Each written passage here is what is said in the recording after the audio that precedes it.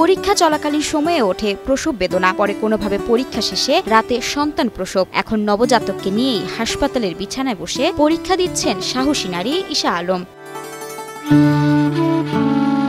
শাশুড়ি আর স্বামীর সাহায্যে যেন এমন অসম্ভবকে সম্ভব করলেন অদম্য এই নারী। আমাদের পরিবারের সবাই আসলে ওরে প্রচুর সাপোর্ট দিয়ে আসছে মেন্টালি। আমরা আছি তোমার পাশে। ও নিজে থেকেও চাইছে যে আমি এক্সামটা দেই, আমরা ওরে সাপোর্ট করছি।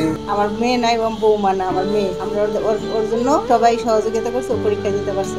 জীবন যুদ্ধে কখনোই হেরে যাননি 19 বছর বয়সী এই তরুণী। বিয়ের পর বাচ্চা গর্ভে থাকতে ঈশা নিয়েছিলেন পরীক্ষার প্রস্তুতি। এবার বাচ্চা প্রসবের পরেও স্বামী আর স্বজনদের অনুপ্রেরণায় পরীক্ষায় বসলেন অদম্য এই শিক্ষার্থী। তার এমন সাহসী মনে বলে বিস্মিত শিক্ষকরাও। আমার পরিবারের সবাই যদি আমার পাশে না থাকতো, তারা যদি আমাকে সাহস না দিত, তাহলে আমি আর এইভাবে আগাইতে পারতাম না। আর আজকে এই অবস্থায় বসে আমি এক্সামও দিতে পারতাম না। খুব সুন্দরভাবে পরীক্ষা সম্পন্ন করতে পেরেছে। আমার মনে হয় যে ওর ইনশাআল্লাহ রেজাল্টও ভালো হবে। সুন্দরভাবেও পরীক্ষা দিয়েছে।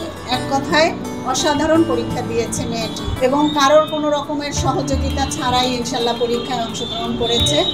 শরীয়তপুর পৌরসভার পশ্চিম কাশাভোগ এলাকার মাহবুবুর রহমান তুষারের স্ত্রী ঈশা আলম পড়াশোনা করেছেন শরীয়তপুর সরকারি কলেজে। সন্তান সম্ভবা অবস্থায় চলতি এইচএসসি পরীক্ষায় অংশ নেন তিনি। তো ছোটবেলা থেকে আমার ইচ্ছা ছিল আমি পড়াশোনা করে বড় কিছু হব, নিজের পায়ে দাঁড়াবো, পরিবারকে সাহায্য করব।